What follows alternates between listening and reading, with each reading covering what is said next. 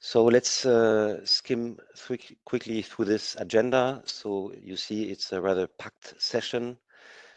So we'll be getting, first of all, the policy context, which is, of course, extremely important for you to understand the calls themselves.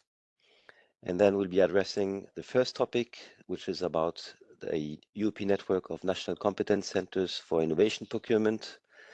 Then we'll have the specific Q&A via Slido.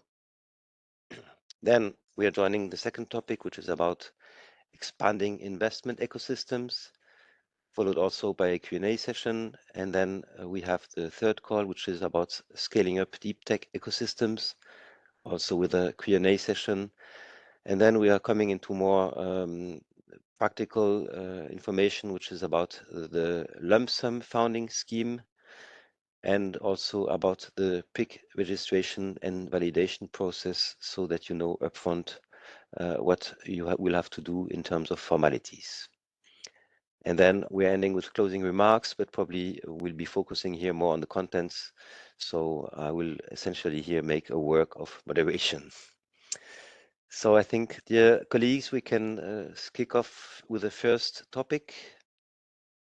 And for this, I'm very pleased to have with us Ekaterina Novikova. She is Deputy Head of Unit in DGRTD A5, which is the unit dealing with innovation policy and access to finance. Ekaterina, you have the floor. Thank you very much, Daniel, and I'm very happy to see that we have already more than 200 participants and the number is continuously growing. Very, very welcome. So my job is here to link a little bit innovation ecosystem actions, the ones that we're going to go into detail today, to the policy context, because I believe it will help you to prepare the excellent proposals. And of course, a small reminder to you, of course, you always have to follow the legal text of the work program as it is specified in the work program that was adopted, but still awareness of the policy context is quite important. So let's go to the next slide without further ado. And the current, of course, political priorities of the Commission, it's very strong focus to the competitiveness. You probably know already about that. And of course, via the competitiveness compass, the new Commission have outlined its priorities. And here, one of it is support to the startup and scale-ups and also support to the ecosystem that helps the startups and scale-ups to thrive.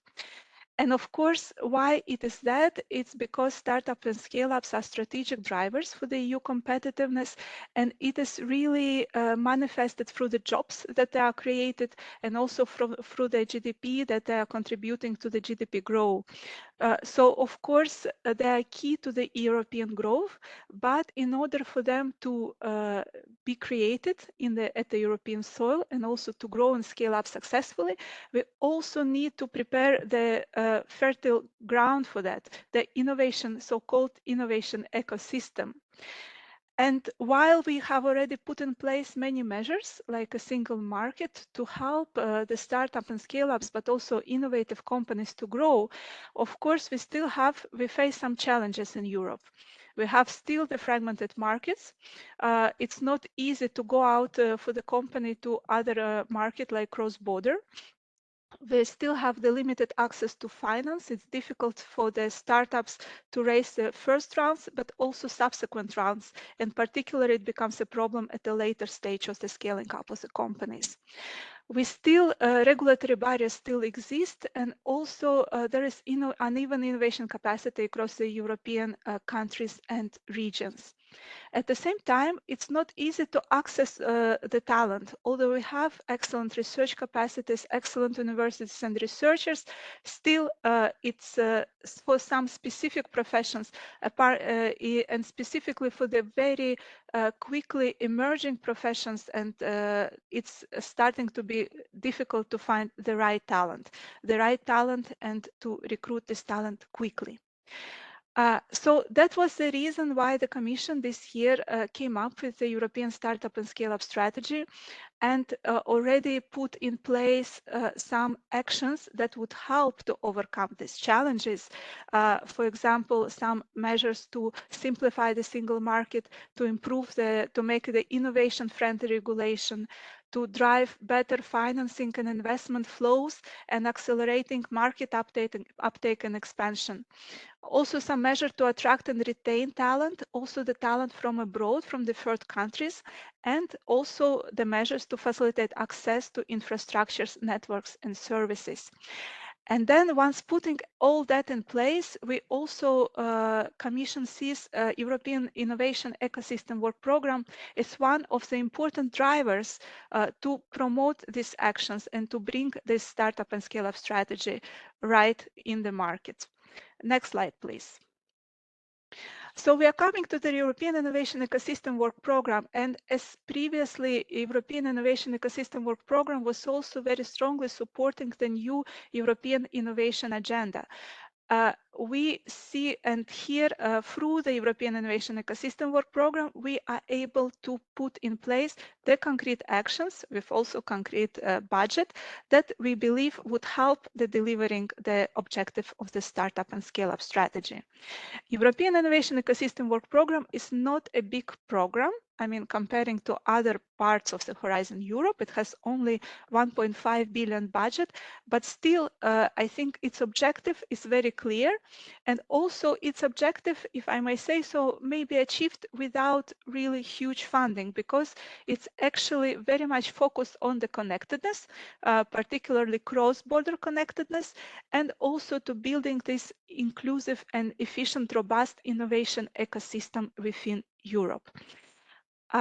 What I spoke a lot about startup and scale-ups, but what I want to emphasize that the European innovation ecosystem, it's really not focuses not only on the startup and scale-ups, and that must be very clear for everyone. It's really as a beneficiaries in most of the calls and most of the actions, it can be any organization, regional innovation, regional authority, national authority, university, the startup, SME, any other company. So normally the range of the participants in the European Innovation Ecosystem Work Program is very, very, very broad. And again, because why is that? Because of course we believe to support startup and scale-ups, but it's necessary to really connect the different actors, local based and also wider than that, between themselves in order so they would work together to create this favorable environment for the companies to grow. So here, European Innovation Ecosystem Work Program, of course, it covers diverse ecosystem building dimensions that are highlighted in the startup and scale-up strategy.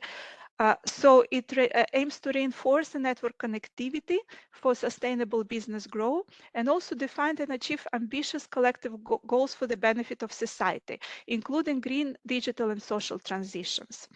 And here, through the work program 2025, you can see that it really contributes to the objective of the startup and scale-up strategy, including access to finance, including experimentation practices, innovation procurement, but also to the gender equality and access to global chains for innovative companies. We normally have bottom-up nature, bottom-up calls for European innovation ecosystem, although sometimes, and you also will see in the upcoming calls, we do have like sort of kind of a little bit focus on the current priorities of European Commission. Here I will speak about it later, but in one of the actions, we are really invite you to focus on the 5 burning challenges identified in the new European Innovation Agenda. My colleagues will speak about it later, just to show a little bit the direction that we would invite you to take. Again, it has European innovation ecosystem has very highly international dimension. Really, a lot of participants, associated countries, third countries are also can join the calls. But also what is important, we are very happy to see that throughout the previous calls in the European innovation ecosystem, there is also a very high percentage of the widening countries participating. I think, if I'm not mistaken, it's around 31%. And also we have very good indicator on the gender participation. As a gender, for example, women, female coordinators of the projects, we are also, it's above Horizon Europe average. And of course, it's something that we are very happy to see.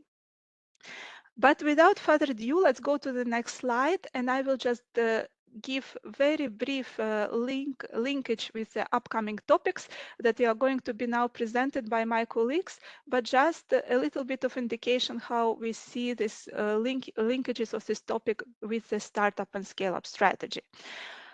So here, the first one that will be presented to you, it is the creation of European network of national competence centers for innovation procurement. And here it's again a little bit objective is to boost the innovation procurement in Europe, to boost the capacity of the public buyers that has actually hold quite a significant part of GDP in their hands, and who can really facilitate and facilitate the markets through the purchasing buyer, through the procurement, to buy more innovative solutions. And how we can do it here, particularly, we believe we want to tackle one particular aspect, one particular challenge that we find in Europe. And that challenge is that lack of competences and lack of knowledge and lack of skills around the national public procurers to really to understand how they can procure innovative solution better. So of course, it also comes to the question of the risk taking. It also comes to the question of the traditional ways to operate.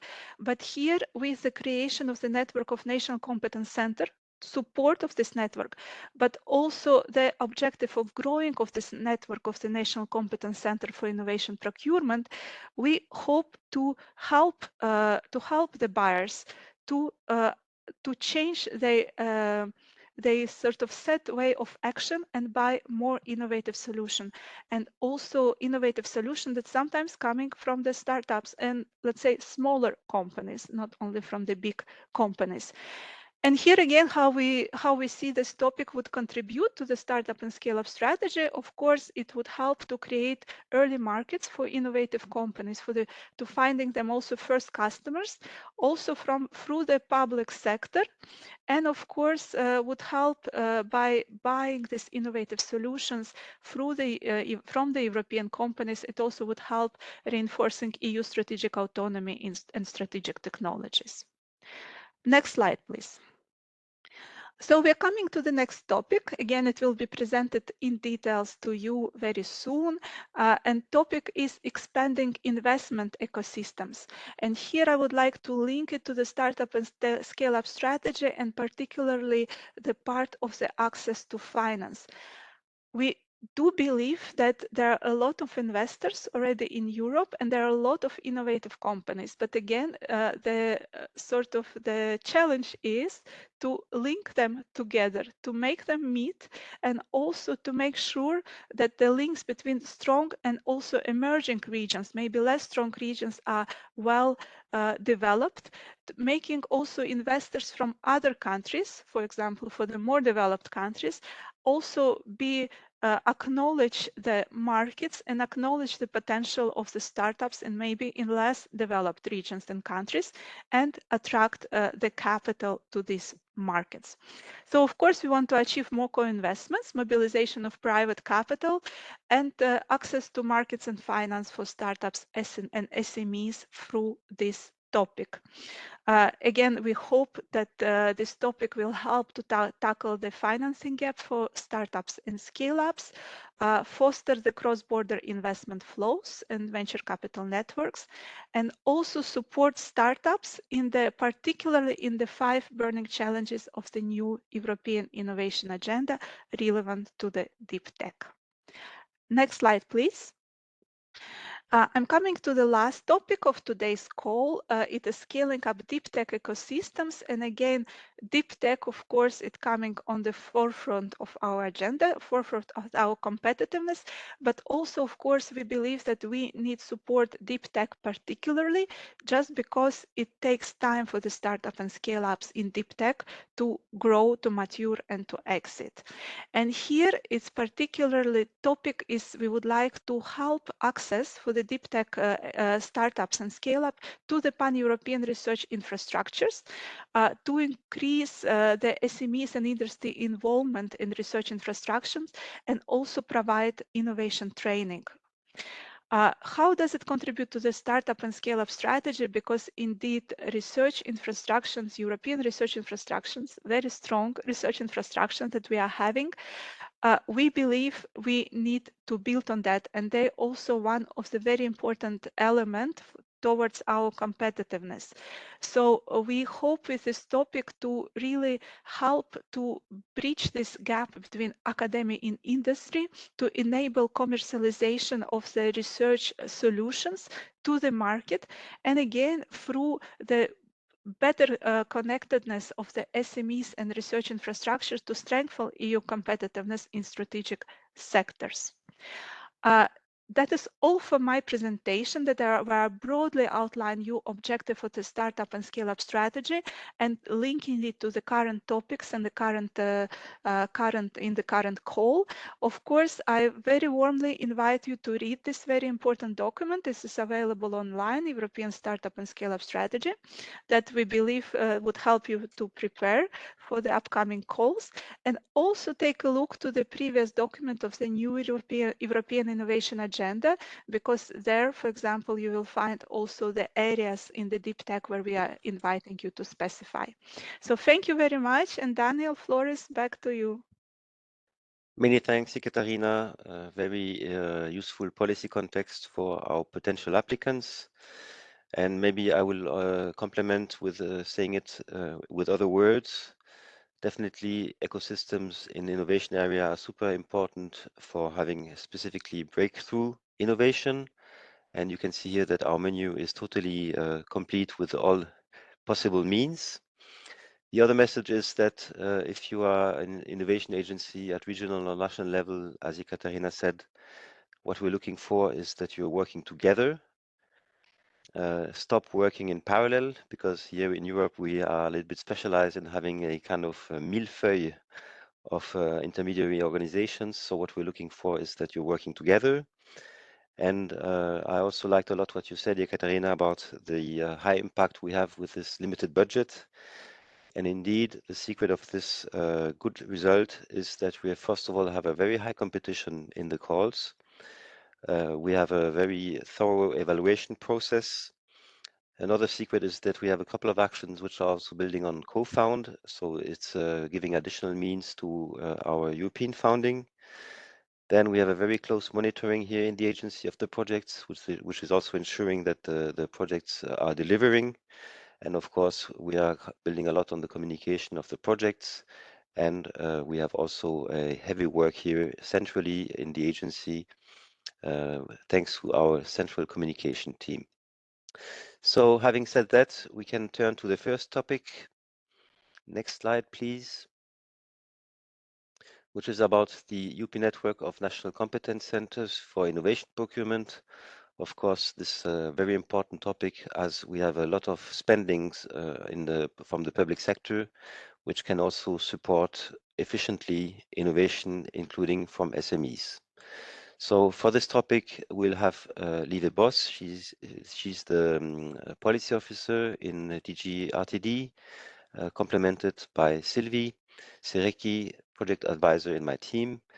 So let's kick off right now with the policy context. Lieve, you have the floor. Thank you very much, Daniel. Let's go immediately to the next slide then. So a bit more information about why we are supporting this network of national competence centers for innovation procurement. Well, if we look at the figures, Europe is still underinvesting in innovation procurement. So this means public buyers buying either research and development or testing of new solutions, or public buyers buying the actual innovative solutions themselves to deploy them and use them. both types of innovation procurement are underinvested still in Europe. Only 10% of the total public procurement spending in Europe is going to innovation procurement. Well, this is more than the double in other parts of the world. So we really need to improve on that, because we can do all we want to invest in innovative companies, researchers, to create new solutions, but if not enough people are buying them, then yeah, a lot of these innovative ideas will never get used. So we see in particular that it's indeed not only the adoption of the new innovative solutions, but also that is lagging, but also that there is insufficient amount of public contracts that enable companies to test and develop solutions together with clients. We have 5 times less procurement contracts that are buying R&D in Europe versus, for example, the United States. And also in Europe, yeah, we are 27 different member states. So public procurement is very fragmented across different countries.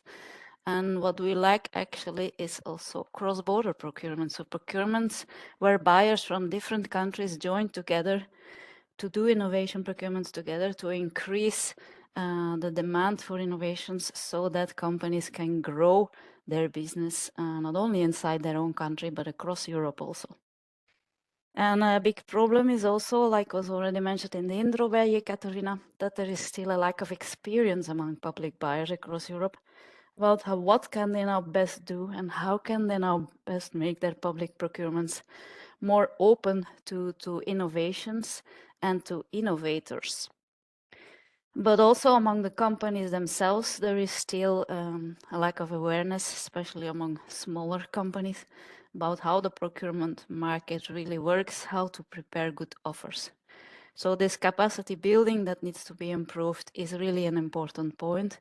And that's exactly what the national competence centers aim to do, to improve the awareness and the skills of both the buyers and the companies on how to make better use of innovation procurement. So that was all about the policy context, and then I give back the floor to Daniel. Many thanks, Lieve. So indeed, you have set the scene. So we see the necessity for getting the support for both public buyers and companies for enhancing innovative procurement. And we can turn now to the specificities of the call. And for this, I'm giving the floor to Sylvie Serecki. Sylvie. Thank you. Next slide, please. So let's deep dive into this topic, the first topic of this call. This action aims to support a setting of European-wide network of national competence by the previous EU-funded project and reinforcing them further to other additional countries.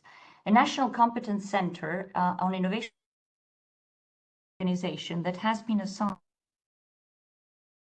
state or by an associated country to encourage the use of innovation procurement, such as providing practical and or financial assistance to public procurers in the preparation, in the implementation of pre-commercial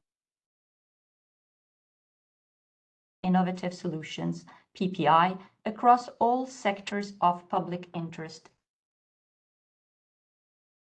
Commercial procurement. It is a special way for the governments to buy research.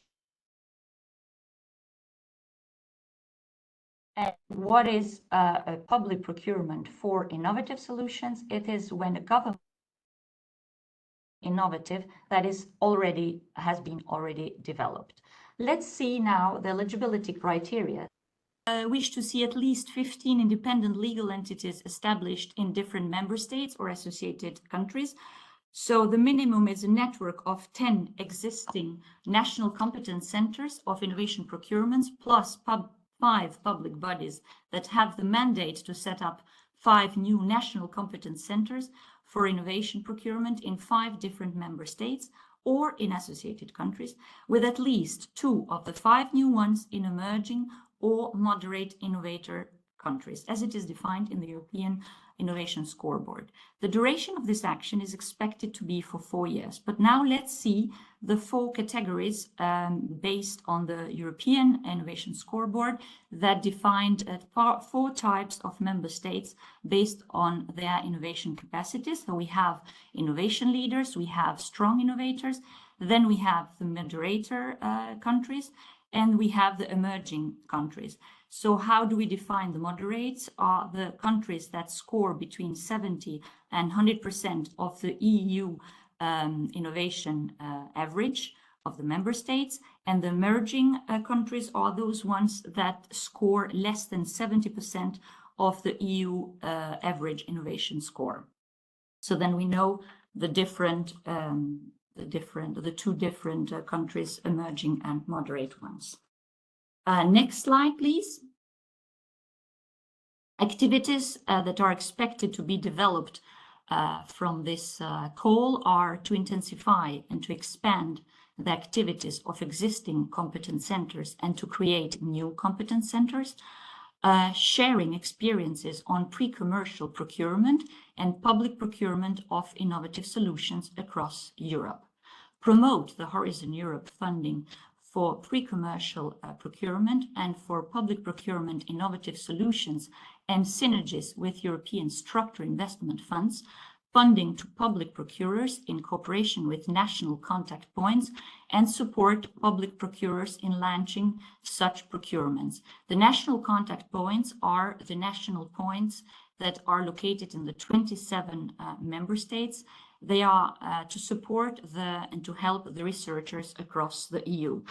Facilitate the creation of national, transnational buyer groups that ensure wider diffusion of innovations that result from innovation procurements, plus the start of new joint innovation procurements on new topics, including on strategic technologies. Promote national innovation procurement business opportunities to innovate companies across the member states, across the associated countries, in cooperation with the European Innovation Council Business Acceleration Services and the European Enterprise European Network. As you know, this is an EU-wide network supporting and helping small and medium enterprises, the SMEs. Collaborate with national policymakers to develop and to coordinate actions to mainstream pre-commercial agreements and PPIs across Europe, and implementing action plans, targets, monitoring and incentivizing schemes that encourage procurers to undertake more PCPs and PCIs, maximize synergies that national and the European structural investment funds, and focus on the budget requested from the Horizon Europe on activities, partners that cannot be funded from the ESIF funding or where no national funding is available, to cooperate with other Horizon Europe funded initiatives on innovation procurement for maximizing impacts and synergies. Next slide, please. What are the expected outcomes of this call? Expansion and intensification of innovation procurement support measures implemented by national innovation procurement competence centers across Europe, enhanced capacity of public buyers to carry out pre-commercial procurement and public procurement of innovative solutions, leading to more PCP and PPI procurements being implemented nationally and across borders. Greater awareness and participation of innovative companies in procurement, stronger policymakers' recognition of strategic importance of innovation procurement. Then we have the contribution to the EU startup and scale-up strategy, policy objectives, so creating early markets for innovative companies. This is the first customers, and then reinforcing the EU strategic autonomy in strategic technologies. Next slide. Here we will see the administrative requirements for the call. So we see that the type of grant is a coordinating and supporting action. It's lump sum funding. It is a budget of 4.5 million. Indicatively, we will see one grant that will be funded, and the expected duration is, as I said before, 4 years. Next slide. So the administrative requirements, you will see you have the 33 pages as indicated for the Part B. Then you have the main obligatory annexes, this Part B of the proposal, the detailed budget table, and if you have more questions, you can specifically further see the administrative requirements of the first topic of the call. Thank you. Back to Daniel. Many thanks, Sylvie. So indeed, you can see here that thanks to the very good policy thinking of the Commission, all the blocks are together. Basically, this is a rather big budget for a single project, but of course, it's also because it has a certain size and high ambition. I want to underline here also the requirement about the synergies. So these synergies are, of course, within Horizon Europe, and we're implementing within European innovation ecosystems also PCP, PPI projects. So this is very important to link it with. And you have also seen the correlation with the structural funding or national funding. So basically, the idea of this ambitious call is to put all the pieces together and to create a very favorable environment for both procurers and companies. So having said that, I'm now very pleased to open the Q&A session. So for this, we'll be switching to the Slido screen so that we can skim through the questions, and we'll be very pleased to answer them. So could you please define national competence centers? Maybe for this question, I will pass the floor to Lieve, our internationally recognized expert about procurement. Lieve, can you answer this one? Yeah, I think Sylvie already showed it on one of her first slides. So a national competence centers is really an entity or a group of entities, because the second question is asking, does it have to be one entity or can it be a group of entities? It's an entity or a group of entities that has been appointed by its country to act as the national competence center for innovation procurement. That is for the existing competence centers that are already there. In some countries, it's one entity that has been appointed to do all the tasks of a competence center. In other countries, like for example in Finland, it's a grouping of different entities that together each specialize in a particular task of a national competence center and together form the national competence center. For the countries that don't have a national competence center yet, but that want to create one during the project, we ask minimum 5 countries to do that during the project. Then, like the definition said that Sylvie showed, we need to have a public body or a body that has been appointed by the country that has the mandate to set up such a national competence center and that can participate in the project to do that then. The nice thing is that then in the project, the existing competence centers can share experience with the new ones and help them to set up their competence center. Many thanks, Lieve. So stay with us because you can see the other questions, and I think I will pass you the floor so we can consider that this one has already been answered. So the answer is that it can be different legal entities representing one competence center. This is moving here quite fast. So maybe this one is also for you, Lieve, about the 15 centers, must be in 15 different countries. Yes, indeed. And Sylvie showed that it has to be member states or associated countries. But which countries, that is totally up to you as proposers. Thank you. And maybe you can also take this one. What type of document is required to demonstrate that the institution applying has the mandate on PCP to be a national competence center? Yeah, so first of all, we're not asking for national competence centers that have only a mandate on pre-commercial procurement. So we're asking for a network of national competence centers for innovation procurement, so for all types of procurement that deal with innovation, also the procurements that buy innovative solutions without doing any R&D. Which type of document is required to demonstrate that you have such a mandate to be a competence center? We have not given ourselves a specific document, a template document for you to fill in, because in the countries where the national competence centers already exist, they have already been established through an official channel with official documents that are different from the ones, of course, that we would provide. So to limit any kind of overhead for participants to participate, you can come with your own proof, whatever proof you have from your country that shows that you have such a mandate to be already or to become a national competence center. And you just annex this then to your proposal, include it in your proposal.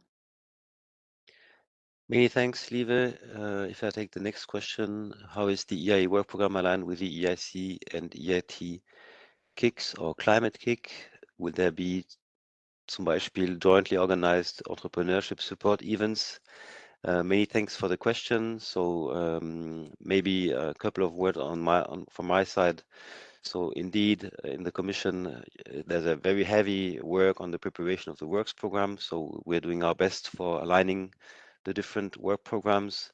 But definitely, that's a very good question, because there are also PCP and PPI activities in many other programs. So basically, I would say there's a certain alignment for sure. And we can only encourage to have indeed jointly organized entrepreneurship support events. This is happening very often.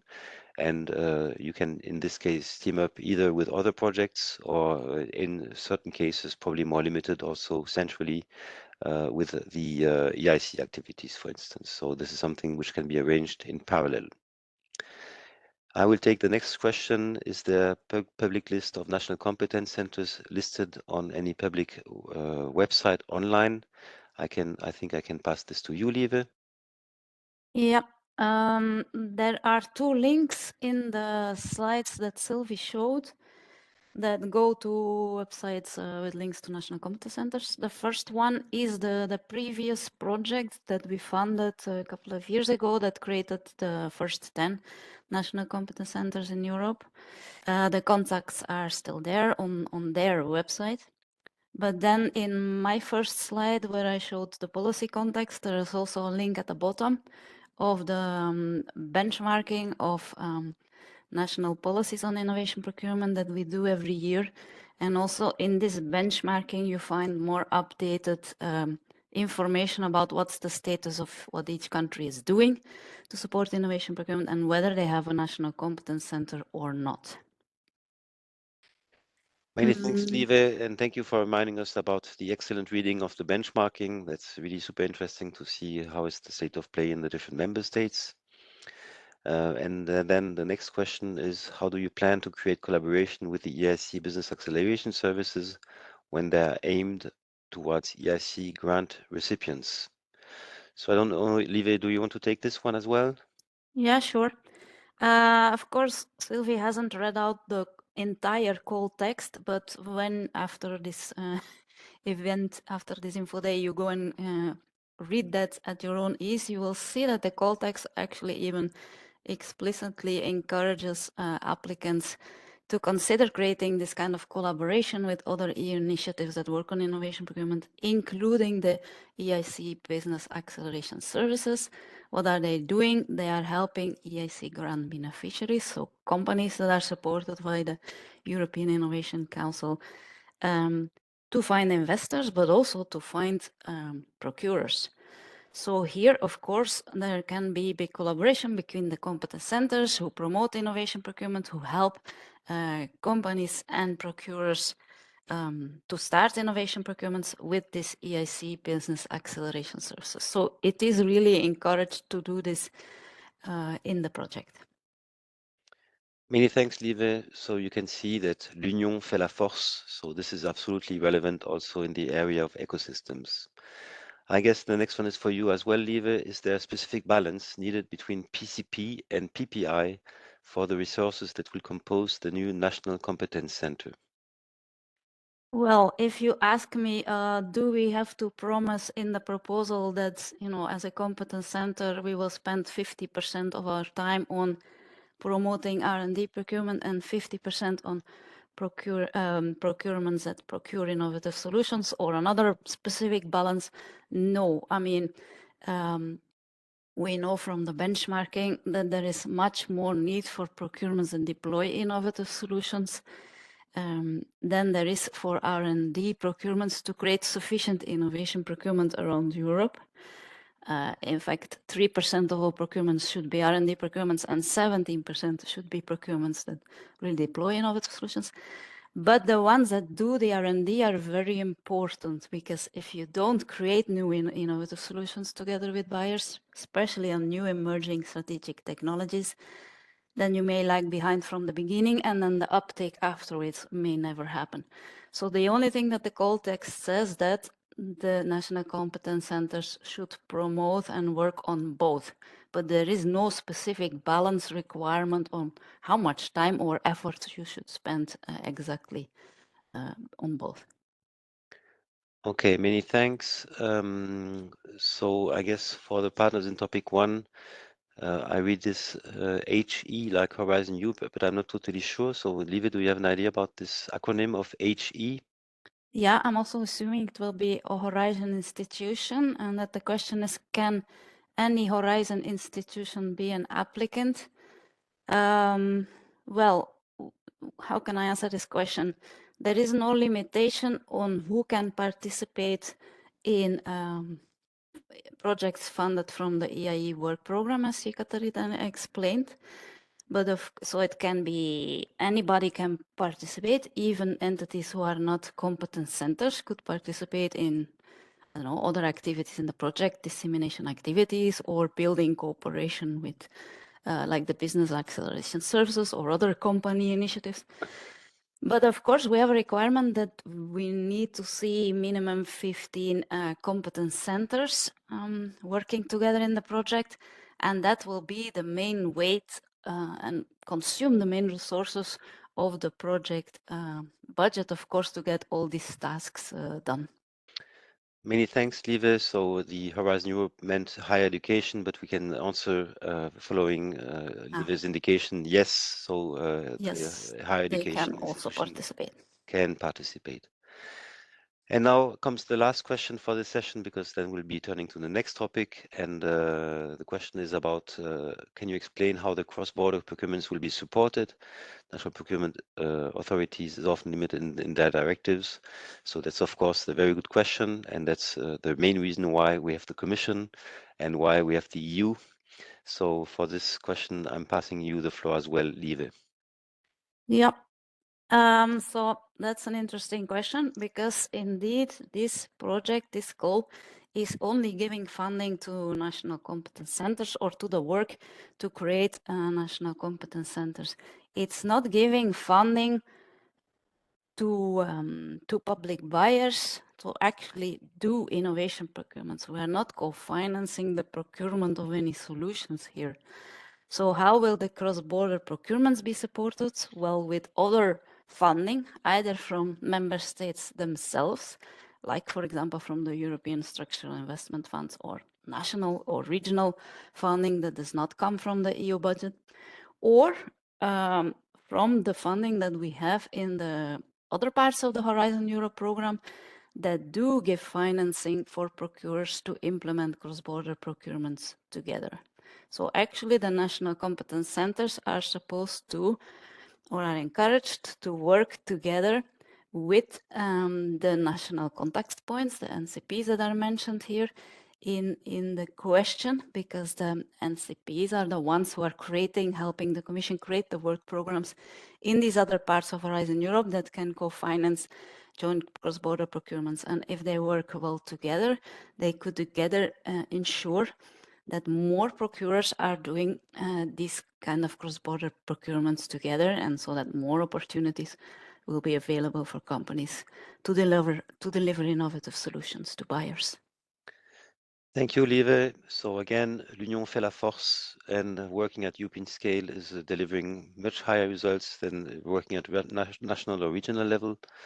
So I think we can now close topic 1. Many thanks, Lieve. Many thanks to Sylvie. And for the next topic, which is also a topic which is very close to my heart, which is also about very similar issues we have, which is a scale.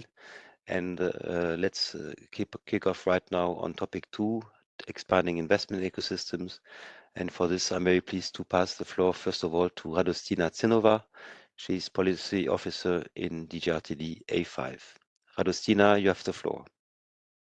Thank you very much, Daniel. I'm very happy to be here and present exactly this topic close to my heart. Here we're building on the similar topic from previous work program. And in addition, as Katerina mentioned, we would like to focus on our priority to tackle the financing gap for scale-ups, which we identified in the startup and scale-up strategy. So with this here topic, we would like to have more targeted focus on scaling up the startups coming from emerging and moderate innovators. We are happy to see that there are already a lot of support for startups by the local ecosystems, the local VCs. They're expanding, still a lot to be done, but more and more the local VCs are able to support the first stage of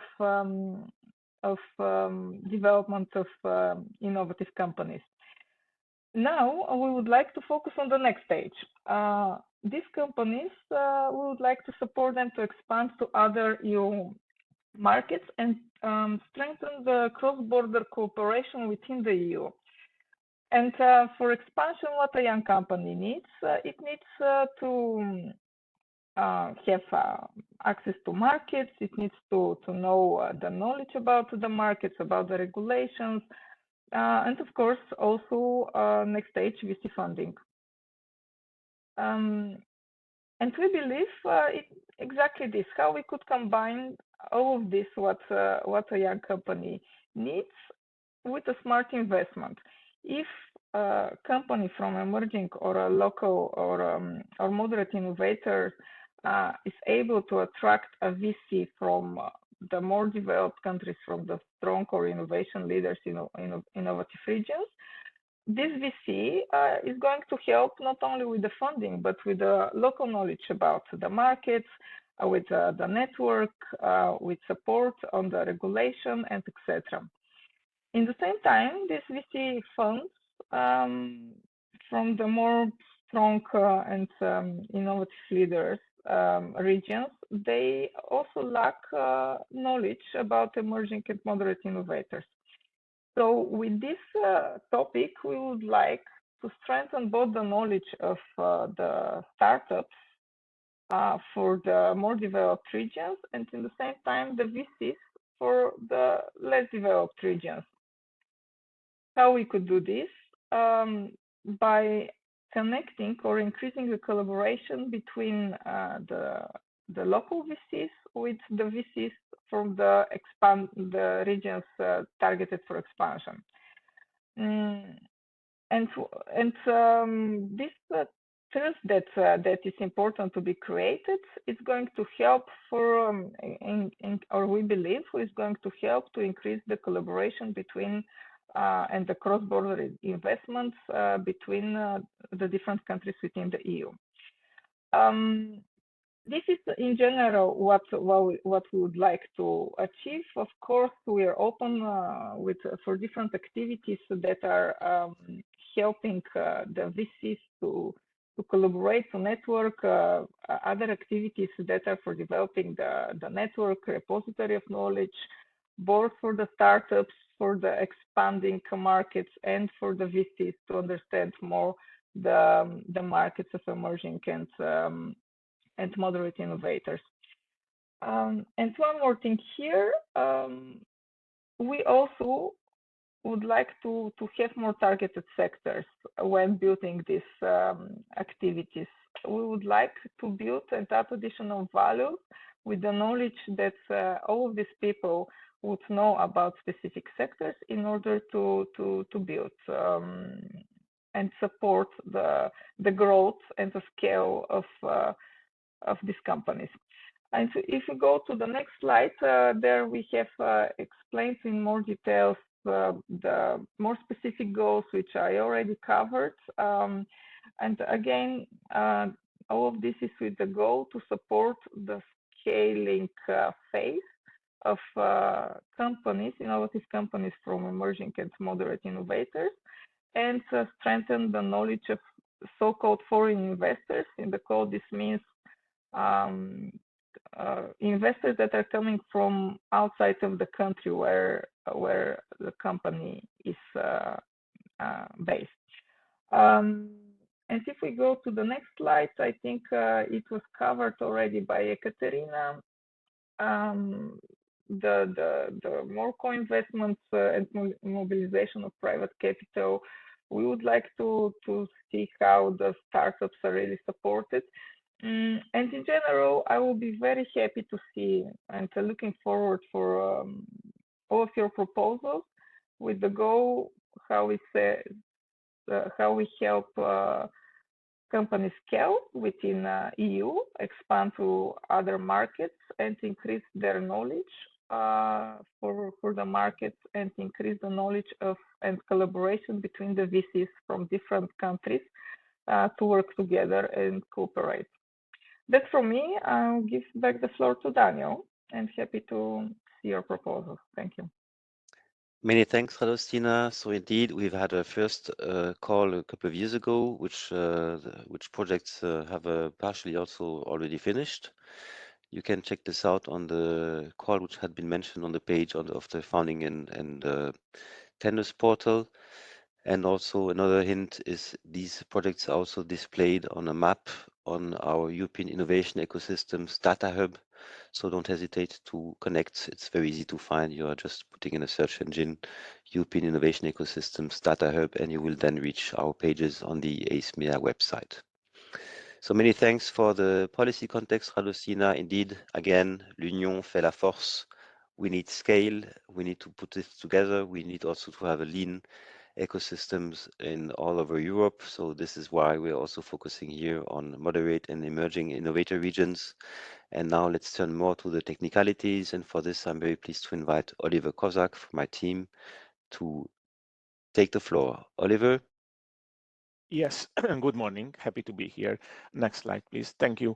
So the format of this call is a coordinating and support action, CSA, and the financing is done as a lump sum funding. The budget of the call is 5 million, and we foresee to fund 5 grants. The duration is 24 months as in the work program. Next. The eligibility criteria for beneficiaries. You need at least 3 independent legal entities. They can come from member states or associated countries. But we would like that at least 1 is from a moderate or emerging innovator region, and at least 1 from a strong or innovation leader region. Obviously, you will have 2 from one or the other. How to define the level of the innovation capability is you use the different databases that we have, the regional innovation scoreboard, the European innovation scoreboard, or if the country is not, or the region is not in that index, then you can use the global innovation index, and finally, the Horizon Europe program country profiles. Next, please.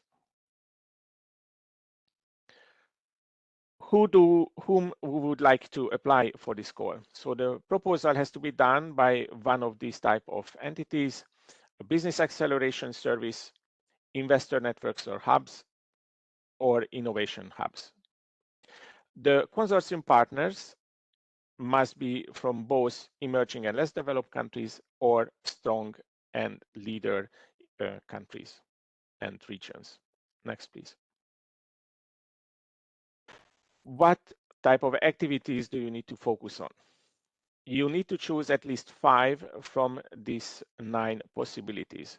So market orientation introduction programs for foreign investors, or the same for local startups and funds, assistance to foreign investors during the whole process of the investment, roadshow leading to innovation hubs, organization of European international business forums, conferences, and events, then establishing cooperation with public and private buyers, innovative companies, peer matching of investors, network activities, repository of best practices of market entry facilitation targeted for the foreign investors or the startups. And finally, recommendations on the regulation for local authorities and the European regulators. Next, please. You need to target one or several of the 5 burning challenges of the new European innovation agenda, namely fossil fuels, food security, digital transformation, healthcare, or circularity. Next, please. We encourage in the call that you develop and work relationships with innovation agencies or similar government organizations for startups. We encourage that you find synergies with the Enterprise Europe Network or other EU initiatives, and also with other projects of this topic. For the full details of the requirements and eligibility criteria, please refer to the call text and the work program. Next, please. For administrative requirements, the page limit is 33 pages, and in the part B of your proposal, you have to explain, of course, your actions, and we would like to see the detailed budget table in an Excel format, which is part of the lump sum requirements. Thank you. Daniel, back to you. Many thanks, Oliver. So indeed, a couple of words about these page limits. So this is a call in which we're expecting lots of proposals, so make good proposals. And also a personal note about artificial intelligence. We have had several proposals which were written by artificial intelligence, but honestly, you are spending a lot of energy and a lot of CO2 for this. So be aware that we are detecting very easily these applications, which will be dealt quite quickly with. So activate the human intelligence. So having said that, let's open now the Q&A session. For this, I remind you that you can join the Slido session, #EIE 2025. And so now let's have a look at the questions. And of course, I can also invite you to check out this project from the first cohort of the first call. It will be a lot of inspiration for you. So I'm turning now to the first question, which is about, can you confirm the status of project partners from the Republic of South Korea, regular partners with a share or associated partners without budget? So I think, Oliver, I can pass this one to you. Yes, so this depends on the association level of South Korea. So you may be aware that in the summer, this agreement has been signed with South Korea, but it is Pillar 2 and our core is in Pillar 3. So South Korea, if I understand well, cannot be a beneficiary in the project directly as a consortium partner. You have to find other forms to involve South Korean partners in the consortium. But if you submit this question to us, then we can look into detail and we'll post the answer specifically to the website.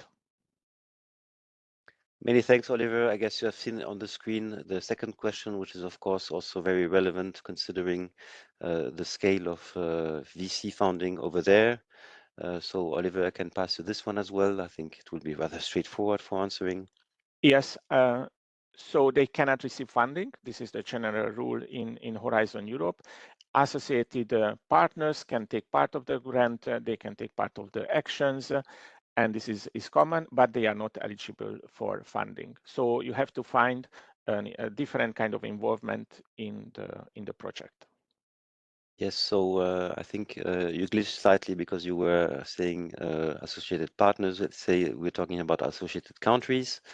Yes. But definitely there's a way of also integrating somehow foreign partners, let's say from third countries within the projects, but indeed they will not receive any EU funding for their contribution to the project.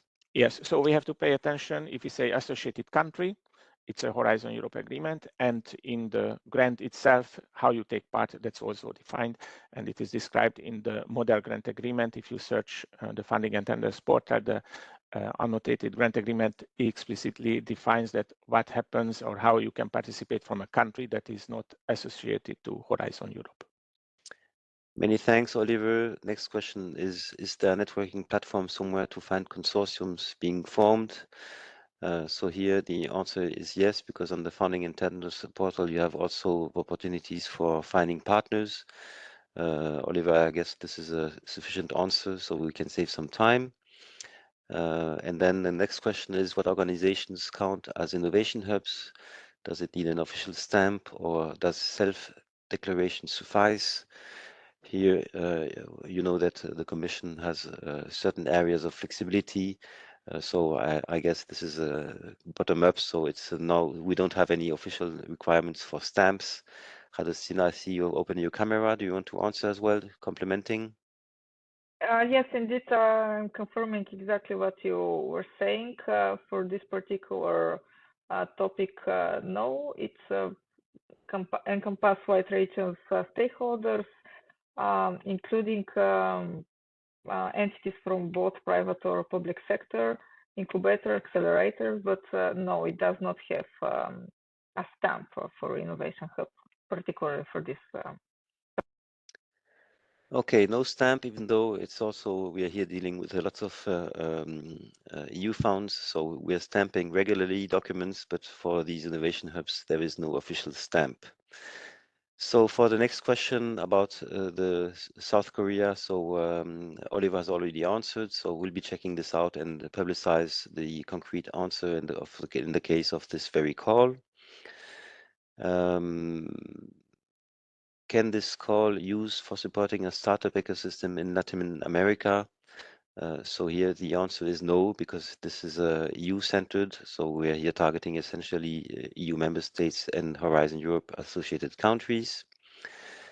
Next one is any support directly to startup envisaged for founding within the call?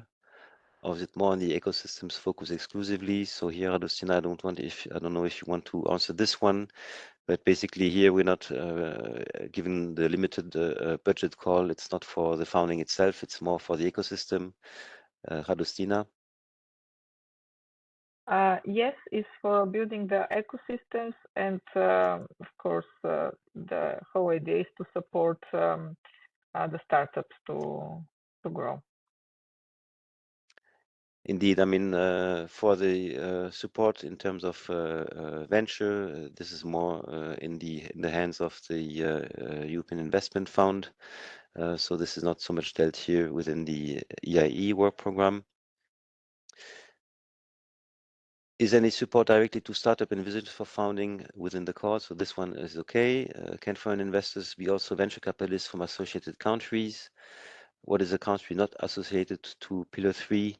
So I think, Oliver, you've also already answered partially, so maybe you can repeat what you said. Yes, you can take part of the actions in the grant, but financial beneficiary of the call itself, of the project itself, can only be partners who are eligible for the funding, which are the EU member states or the associated countries. Many thanks, Oliver. Next question is, any added value to have a coordinator from a moderate innovation region? Maybe I can take this one, Oliver, if you don't mind. Basically, there's no big difference. We won't make the evaluators will not give any plus points if the coordinator is coming from a moderate innovator region. So this doesn't change much. Next one. Then is AI forbidden or just discouraged? No, it is not forbidden. Of course, you can do however you want. I was just mentioning this point because we could definitely see that AI generated proposals are not very successful. So, I mean, are not successful at all. So what we're just looking for is human intelligence and the good solutions for the problems we are trying to solve with this call. So it's not forbidden, it's indeed discouraged. Do you have any KPI on leverage finance to be brought by the VC to the project for transnational investment? So here, maybe Radostina, I will give you this one if it's okay for you. Yes, no, we don't. We haven't envisioned specific KPI. for this topic, but of course we expect to have a proposal for you how exactly you're going to achieve this and to see the results based on the KPIs that you propose. Indeed, it's still a very good point, because we like also here in the Commission, but also for the evaluators, they like to see KPIs, because KPIs, or in other terms, key performance indicators, enable also to better evaluate the potential impact of the proposal. So here we are very flexible with KPIs, but my recommendation is put some KPIs into your proposals so that the evaluators can also see the potential impact. So it's a very good question. Many thanks for this one. I'm now looking at the next one, which is about, is InvestEU, EIB, and EIF integrated to open doors to support with their resources, team, and use of technology solutions that will be proposed under this call? Also, a very good question. We see here that we have a lot of experts in the room. So, I mean, basically here, it's a combination is somehow possible. I don't know if you want to complement Radostina on this one. Yes, well, we are proposing this call in a coordination of all the policies that we do in supporting these regions and cross-border collaboration. So InvestEU, EIB, and TF, they're working on anyway on the initiatives of supporting the goals that we're having. A lot of VC investors are supported from the emerging and moderate regions. And in the same time, a lot of investors are already supported, focusing on investments on entire EU, or particularly on regions that are, let's say, less developed. So in any case, the topic that we're proposing here is complementary to everything that InvestEU, EIB, and TF are doing and supporting.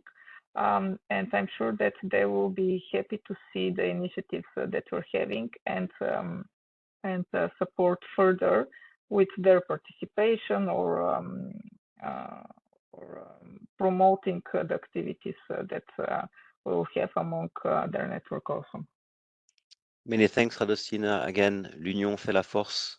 I'm sure that our EIF and EIB colleagues are almost crying of emotion when they're seeing our activities here in EIE.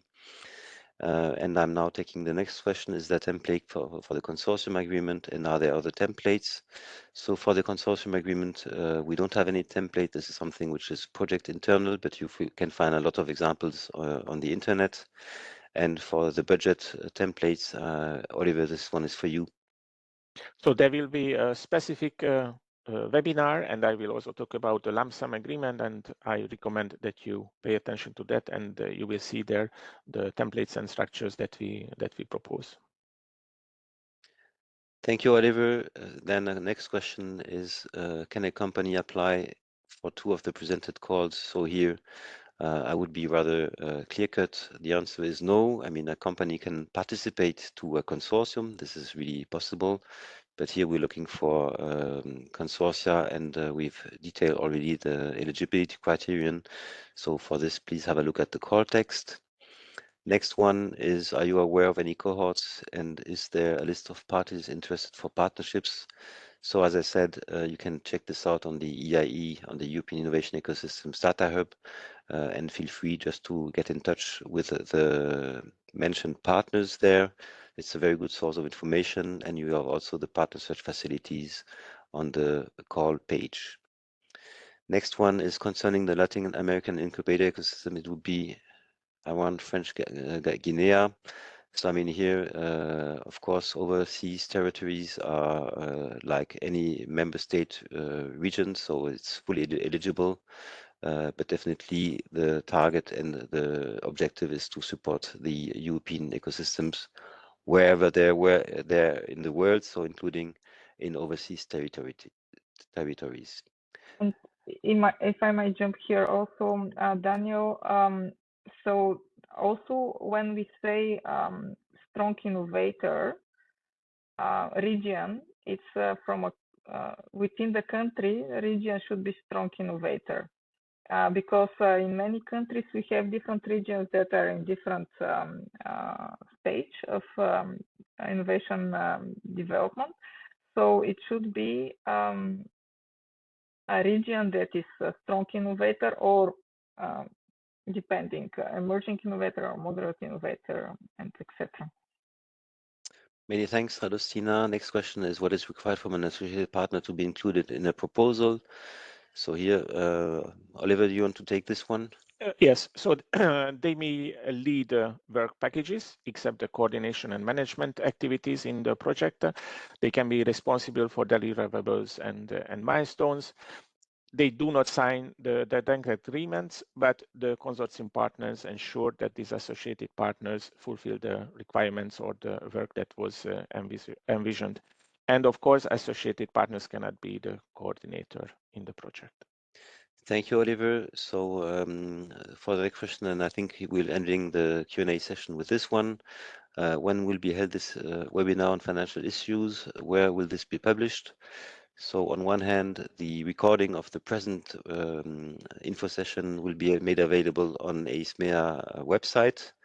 And secondly, more specifically about financial aspects, we have a speech of a colleague addressing the lump sum scheme, which, by the way, is extremely interesting for you and which is also showing the sign of trust and the intention of simplification that we're having for managing our programs. So you will hear more about the lump sum scheme later. So I think now we can close this topic too. Many thanks, Radostina. Many thanks, Oliver. Very helpful. I think we have provided a good guidance to our potential applicants. And we're now turning, after the millefeuille, we are now turning to the big Schwarzwald-Torte, dear colleagues. And this is the topic 3, which is scaling up deep tech ecosystems. And for addressing this topic, we have the colleague from DGRTD A5 again. And by the way, also extremely talented in languages. So you will certainly understand this word, Schwarzwald-Torte, dear Cedric. Oh, yeah. And then for the technical aspects, we'll be turning again to our valiant Oliver, which is covering 2 topics today. So for the policy context about the call Scaling Up Deep Tech Ecosystems, over to you, Cedric. Hello. So I will try to give you a short overview of the logic behind this topic. So if I can have my first slide. So here you see the different objectives, the policy objective that we are following by supporting deep tech ecosystems in Europe. So of course,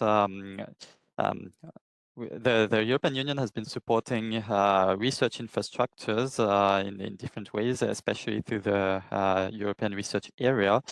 And today, all these infrastructures are available and provide interesting services.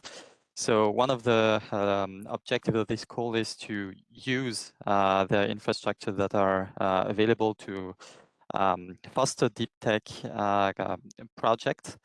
A second objective of this call is actually to enable deep tech innovation. So this means actually foster innovation projects based on deep tech solutions. And overall, the third objective is actually to develop the ecosystem more generally. Can I have the next slide, please? So you could ask yourself, why do we need to support deep tech ecosystems in the first place? So the reason behind that is that actually if you look in your pocket, look at your smartphone, or almost every device you're using today is rooted in deep tech. So it's a deep tech innovation that they're fueling our daily life, and the logic behind the deep tech companies that are following a problem-driven approach leads actually to find new solutions to our global challenges. So developing deep tech ecosystems is important in this regard. And another important aspect, of course, Yekaterina said it in her introduction, if we want to make Europe a more innovative place and a more knowledge-intensive economy, deep tech is a central area to work on. So developing the deep tech ecosystems follows actually all these objectives. Can I have the next slide, please? So what we know about deep tech ecosystems is that they are facing specific challenges along the development cycles, who are due to the intensity of the research effort that is behind it. Deep tech companies are facing sunk costs, which make it more difficult to access to finance. And they also need to access specific resources, especially expertise, but also the research infrastructures that I mentioned for the objectives. So this leads us actually to this is a bit the rationale behind the fact that public support is actually needed, and so that's also justifying why we are supporting deep tech ecosystems. Can I have the next slide, please? So this leads us to identify the following outcomes as potential outcomes of this project. So what we are expecting from this topic is successful deep tech projects based on the utilization of research infrastructures, especially those one from the S3 roadmap.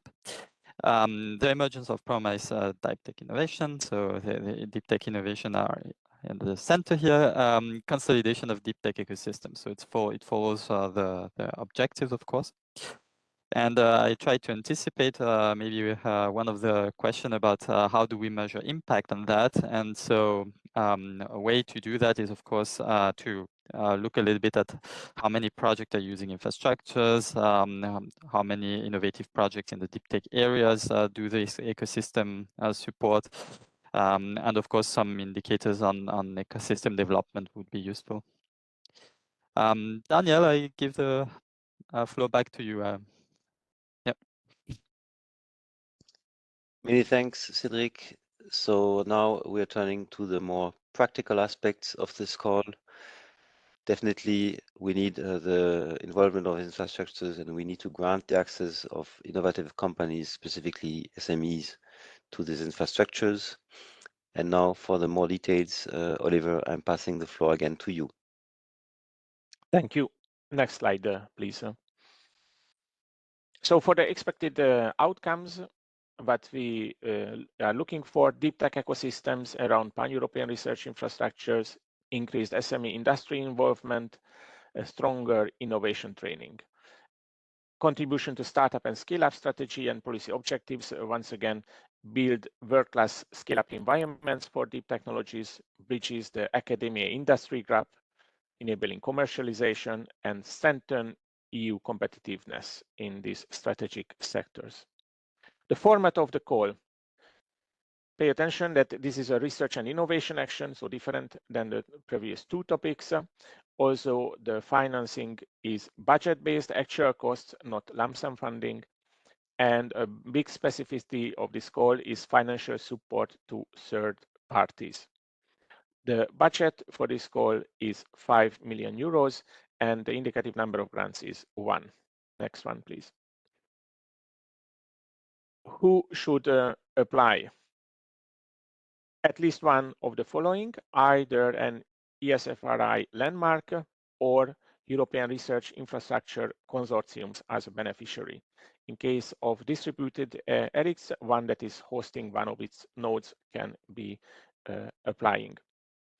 For the financing, for the financial support to third parties, we require at least 60% of the costs allocated to this.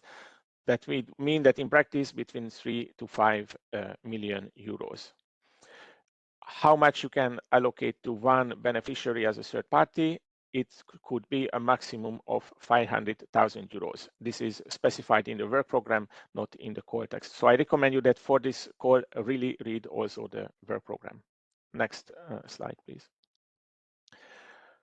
The activities that we require: enhance development of deep tech ecosystems around these pan-European research infrastructures, increased involvement of the industry, which would include SMEs, generate market opportunities, generate startups or spin-offs, valorization of the socio-economic impact of the past investments that have been done, and a focus on innovation, training, and education.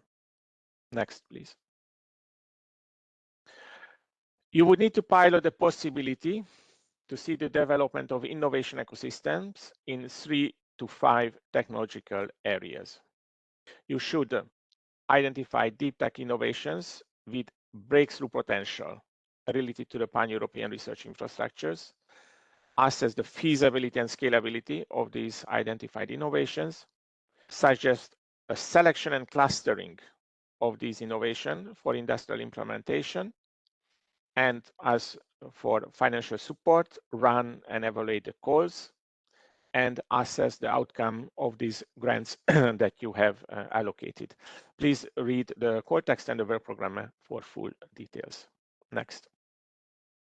And shortly, the administrative requirements. So you have 45 pages, and in your annexes, you have to detail the section on financial support to third parties and the declarations by the legal representative of the ERIC. Thank you. Daniel, back to you. Many thanks, Oliver. So now returning to the Q&A session for this very topic. So indeed, you could see that the requirements were really high. Of course, Oliver, you read it out loud. It was, as mentioned, €5 on the slide, but we're talking here about 5 million. Yes. I guess the costs for managing a call of €5 would be rather excessively high for this amount of budget. So I'm now opening the Slido room for seeing the questions.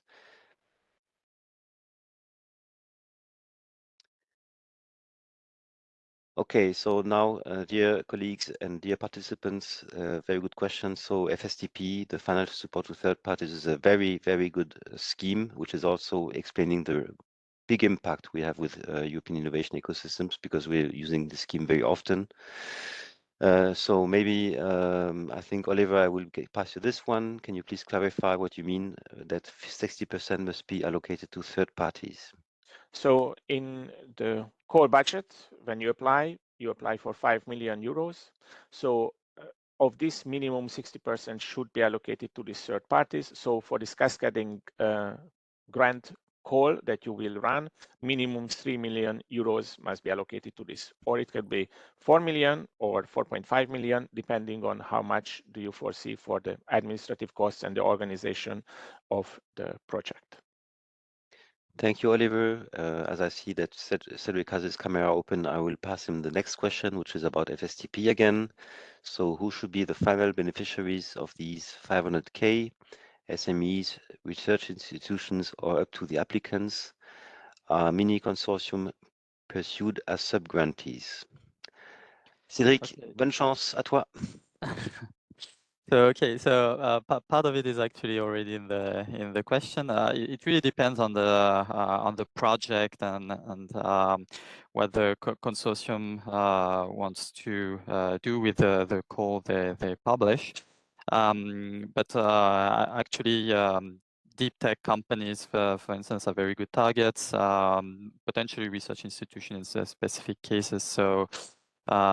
Yes, for a mini consortium, I wouldn't advise that for technical reasons. Many thanks, Cedric. Next one is a rather easy one. What is the expected duration of the project, Oliver? So it is, we didn't specify this, neither in the core text, neither in the work program. So it's up to you, but we imagine this would be something that takes 2 or 3 years at least. We will evaluate the different applications, and of course the duration will be part of the evaluation when we compare the proposals. But you are up to define what you see as an ideal length for this program to run. But we didn't limit it that if it takes 2 years, 2.5 years, or 3 years, or even longer, then you have to explain and validate your reasons that why you choose this length for the project. Many thanks, Oliver. Next question is, has the FSTB to be run by the ERIC, or can it be done by any other partner in the project? Cedric, you take this one. If I'm correct, it's a consortium actually who runs the FSTP scheme, so it's not necessarily the ERIC as an entity. Thank you, Cedric. I think this is absolutely right. Next question. What size of consortium would you recommend for a competitive application? So I remind you again, here we're talking about Schwarzwaldtorte, meaning a cake from the Black Forest. So I don't know if you want to answer this one, Oliver. Yes, so we didn't specify the number of beneficiaries in the consortium. From experience, what I can tell you that if you make the consortium very, very large, it will also increase your costs. In terms of the application, when we evaluate the proposals, we don't say that 5 or 10 or 15 is better, but we look at that what is the program that you propose and what is the consortium committing to do. And if you do this with a bigger one or a smaller one, that is up to you to define. But this cooperation and involving several beneficiaries, this is not the aim of the call. The call is really aiming at the output of the activities. But Cedric can amend if you want. No, there are no specific recommendations about the consortium. It really depends on the project. It has to be logic with the type of projects you are submitting, of course. Yes, but what I have seen in the practice, this is my personal experience, that if you have a consortium that has involves then more than 10 partners, then your costs for running the meetings, organizing the events will be significantly higher. But it is otherwise it's really up to you, and we don't scrutinize that why you choose the number that you choose. Thank you, Oliver. Thank you, Cedric. Next question is, normally FSTP limit is 60K per beneficiary. So again, we see here that we have high-level experts for these questions, and it's indeed showing an excellent knowledge. So here there's a derogation from this 60K ceiling rule. So maybe I'll pass this one to Cedric. I see you're already excited for answering this one. Excited, I don't know. So in this case, it's the nature of the topic that is justifying the fact that higher amounts are possible with FSTP. It's because of the nature that the deep tech innovation is costly, the involvement of research infrastructures. So the idea behind this exception to this common rule is actually to enable the projects to be run effectively. Many thanks, Cedric. I mean, indeed, here what is very important as a rule is that the ceiling of 60K applicable in general terms is the maximum amount that an end beneficiary, meaning an entity having answered to the FSTP calls, can have. And we need indeed more means than 60K for supporting ambitious projects in the area of deep tech. Next question, what is the expected outcome deliverable of the project? Is it a framework of relationship among different actors or incubation, acceleration of 3 to 5 ideas? I think here this would be roughly extremely limited if given the budget. So Cedric, you take this one as well? Yes, I have to read the question again. So what is expected outcome deliverable? On va dire que c'est sans doute un peu plus que ça que l'on attend. Yes, I would say it has to be a bit more ambitious than that. Yeah, it's probably the best answer to this question. Okay, so basically we are expecting really impact with this high amount of budget. This won't be to organize coffees with Erics all over the place. We are looking at a bit more than that. So this is okay. Next one is using an ARA and research infrastructure mandate in the call. Our projects can propose enabling technologies for improving the research infrastructure. Cedric, you take this one. Yeah, so the call is very specific on that, the involvement of research infrastructure and the use of services that are provided by research infrastructures that can be useful for deep tech innovation is mandatory. Okay, so the next question is also for you, Cedric. We talked about this during the hot summer here in Brussels. So are the 500K for infrastructures?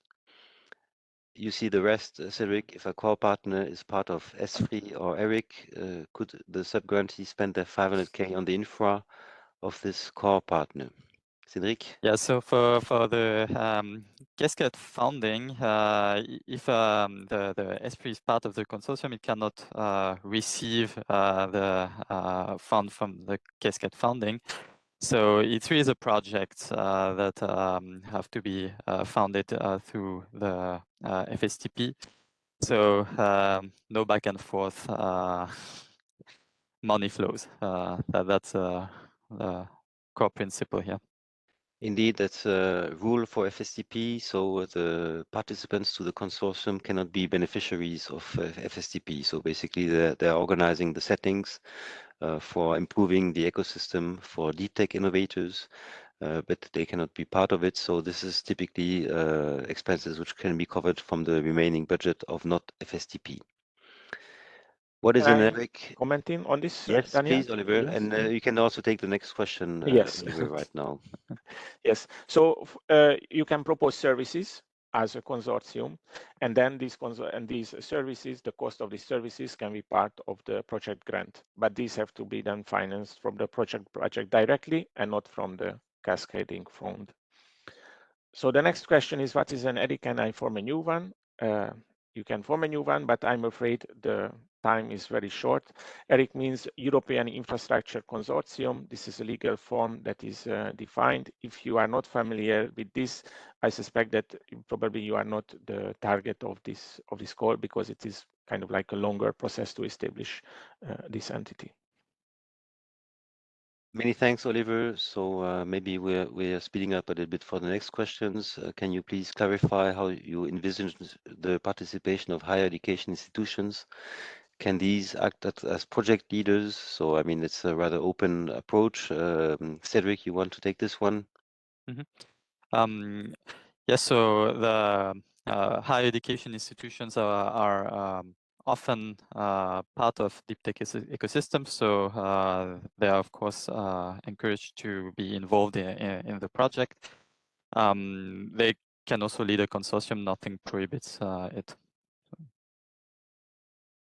Many thanks. Then next question is, can you offer any indication on TRL, so technology readiness level of projects that are being targeted? Given higher FSTP, is the expectations projects will be more advanced? So maybe Cedric, I'm passing it to you, and if Oliver, you want to complement? Yes, this is also specified directly in the call. So the TRL range is 2 to 5, so it's lower TRLs for this topic. Oliver, okay with this? Yes. Thank you. Next question. I'm burning to take the question which is below, but now let's stay in the order. So the time of use within the research infrastructure is part of the budget of the grant of the research infrastructure partner, but not part of the FSTP, right? And I think we can say right, yes, that's correct. Now, next question is FSTP should also be from member states or associated countries. So I love this question because it shows that we haven't been sufficiently clear. But basically, the FSTP is taking the budget from the EU grant, which will then be rolled out. So it's not an additional source of funding here. It's not a co-found action. So this is really from the budget of the project. But of course, up to you if you find additional leverages with other sources of funding, and this will be giving also lots of flexibility to your implementation of the project. So basically here the answer is not necessarily, but if you find additional means to complement the resources of the project, it's very good news and will be highly appreciated by the evaluators. Next question regarding innovation training. Do you expect the implementation of programs, for example, masters in higher education or universities? Cedric? We do not really target innovation training in this topic, so I think it's a bit out of subject. Okay, but I mean, it can still be part of the implementation of the project. Indeed, if we're targeting also sure. players in higher education, I mean, if you have deep tech innovators, highly skilled graduates, this is of course also relevant, but it's not the main purpose of this action. If it's fostering the development of the entire ecosystem, of course, it's activities that are interesting, but not at the core of this topic. Okay, Cedric, next one is for you as well. Do project based on reskilling and upskilling labor force via AI design models qualify for the deep tech ecosystem? So tell us more about the definition of deep tech. Yes, this is a very specific question. So I would say it depends on the outcome of the project. If it leads to deep tech innovation, I would say yes. So we have I would say a list of technologies that maybe that qualifies for deep tech. It's not limiting, but it's indicative, and it's in our startup and scale up strategy. You can look at that. AI is one of them, so that's giving you an indication. Many thanks, Cedric. How should early stage startup precede in deep tech approach EU founding mechanisms? So this is a very holistic question. I think this is not exactly the purpose of this call.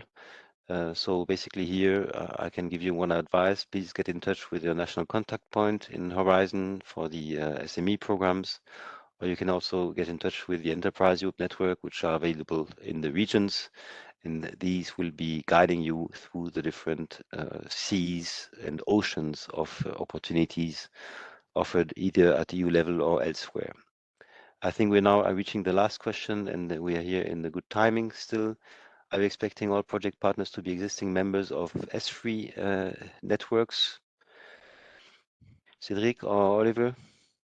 Yeah, the answer is no. The requirement is only to have at least one partner that is part of a generic or an S3 landscape. Okay, so many thanks. Évidemment, je donne un petit hommage à mon collègue Eric Koch, who is head of sector here in my unit, but it's not about him we're talking here. Do sub-grantees need to specify the use of the 500K they are awarded? What is the recommendation split among categories, personal, ODT, or infrastructures? Oliver, you take this one? Yes, so I recommend you to check out our guidelines or financial support to third parties that is available on the website, and then it will explain in detail what is required from your side to run these calls. But as a principle, but the nature of this is that you are acting on behalf of the European Commission in practice. So it would be like if it would run this call, but we foresee that you have better expertise, better scale, and better infrastructure to run these calls than we would if we would do it ourselves. Thank you, Oliver. And I think the last question will be the little dessert for Cedric. So as TLL targeted is 2 to 5, does it indicate that you are less interested in activities focused on supporting commercialization of deep tech solutions? Cedric? Yeah, I would say no. We are of course very interested in supporting commercialization of deep tech solution, and the idea of this call targeting at TRL 2 to 5 is to bridge actually the gap between fundamental research and first applications. So, this is the logic behind this TRL that have been selected. Many thanks. I think we're now through with the Slido session. So many thanks for your excellent questions. It's of course always with emotion that we are seeing that we have super high-end experts participating to our sessions. So basically, before now turning to the lump sums, we can keep in mind that for all the topics, we need to have fresh ingredients, and this is somehow related to the excellence criteria in our evaluations. We need these ingredients to be highly balanced, meaning that we need to have good consortia, which are usually complementary, or which association makes a big sense. Then, if you want to succeed in your application, you can also add a strong EU flavor. And of course, for having a good cake. And by the way, I just checked right in live.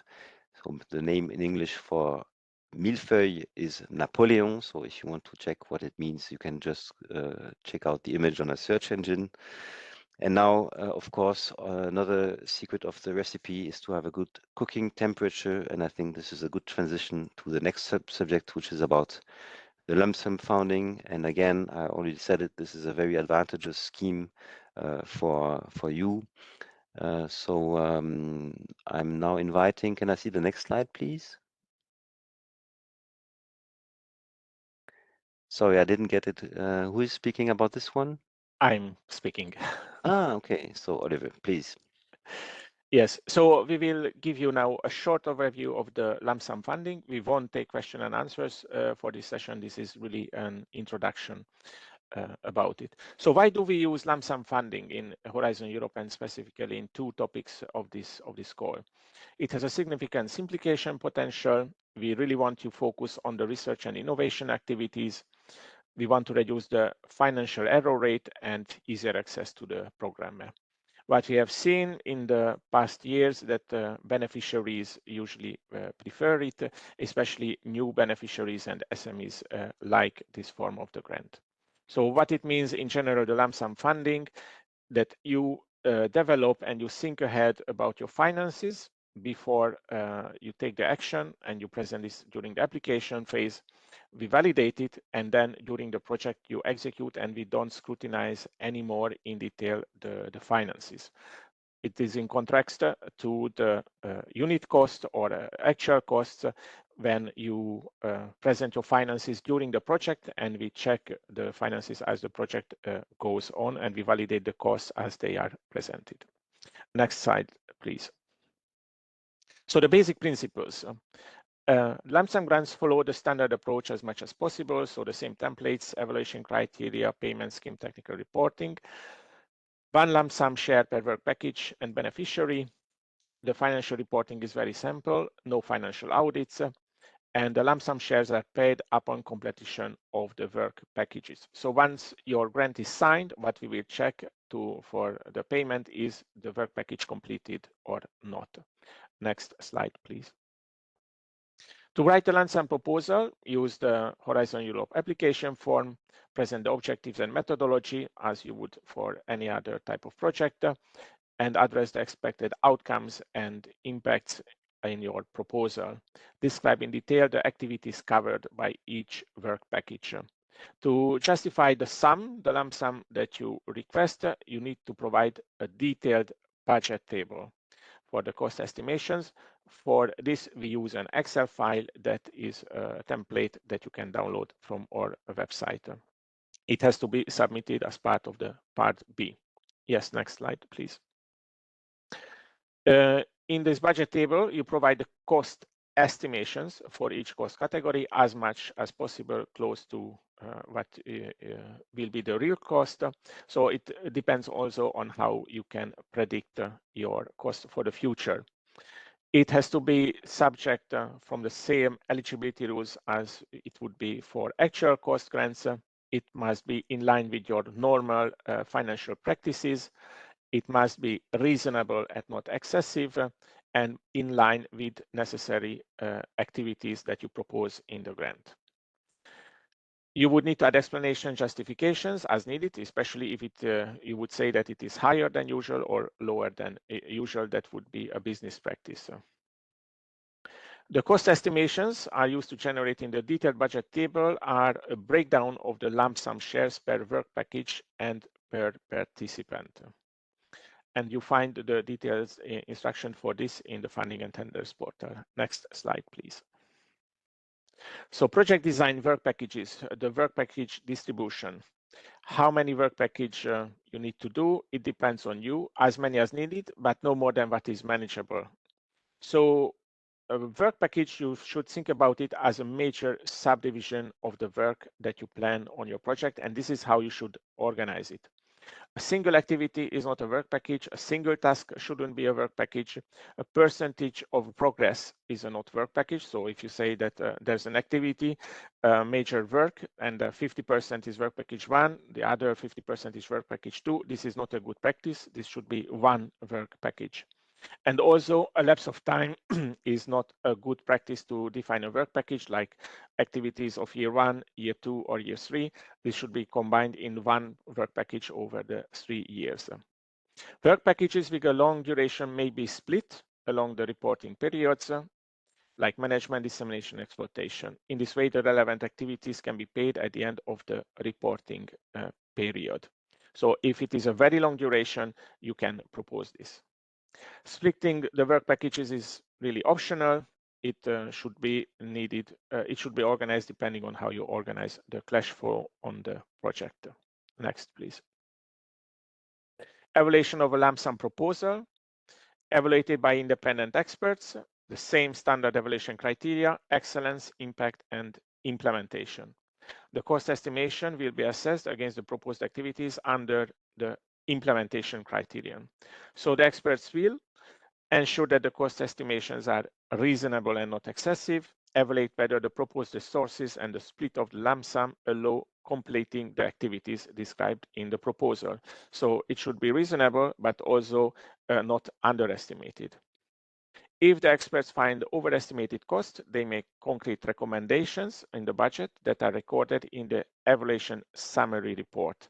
So if your proposal wins, then this will be reflected in the modified lump sum amount in the grant agreement.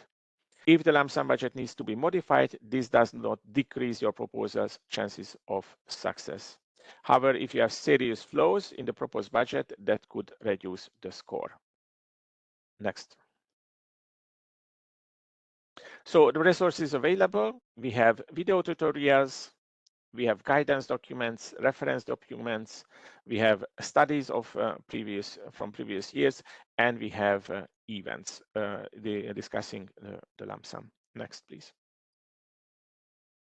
So the next webinar that we will present is on the 2nd of October, covering how do lump sums work, how to write a proposal, what to pay attention to, and specific questions regarding this format. You don't need to register, you just need to look up the details on the website. And I would encourage you to check out the funding and tenders portal, where you will find also the recording of previous events regarding lump sum funding.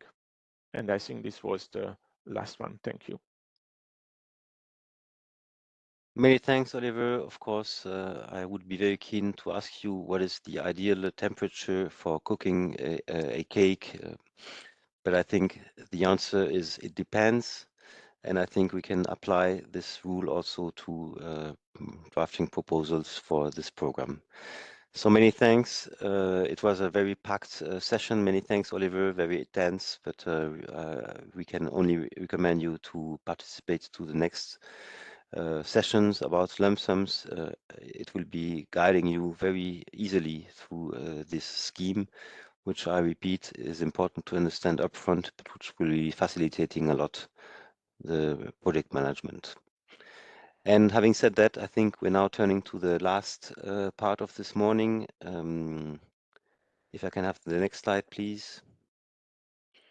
And here we'll be talking about PIC registration and validation processes in practice. And I'm very pleased to have with us this morning Sora Radu. He is from the Research Executive Agency, who is kindly managing this aspect for all programs. So I have to say upfront, Sora, so many thanks for your team for helping us in making this work. And I'm passing you the floor right now. Over to you, Sora. Thanks a lot, Daniel. Indeed, it's a pleasure for us to be here with you today, and good luck from my side already with your proposal. Last presentation of the day, and it will be short, and I think it's the easy one of today. Please, next slide. So I'm going to briefly cover the registration of your organization in the funding and tender. And if we go to the next slide, there is other tips that I would like to share with you about the legal validation, a legal entity appointed representative, steps that might follow at a later stage for you. Communication with the Central Validation Service, very, very important. And then I will also share some guidance documents. So first, let's talk about the Central Validation Service, what we do and why it's relevant for you. Next slide, please. So in the Central Validation Service, we verify the legal existence and legal statuses of entities applying for grants, proposal, or contribution agreements. We validate the appointment of the legal entity appointed representative, what we call on short LEAR, and I will briefly talk about it today. We also validate legal changes of validated entities. So you can imagine we have a big database, a lot of organizations. There are changes. We need to handle this and keep this up to date, and we need sometimes your support for this. We assess universal takeovers, what we call UTRO, of validated entities. Think about mergers. We encode bank accounts request. We prepare financial capacity assessment. We also perform ownership control assessment for specific programs not applicable for today. We also perform ex post status verifications like SME or mid-cap status checks. Next slide, please. So it all starts for you with the registration of the organization. And believe me, this is a very simple process. It's certainly not deep tech. It will take you 5 to 7 minutes.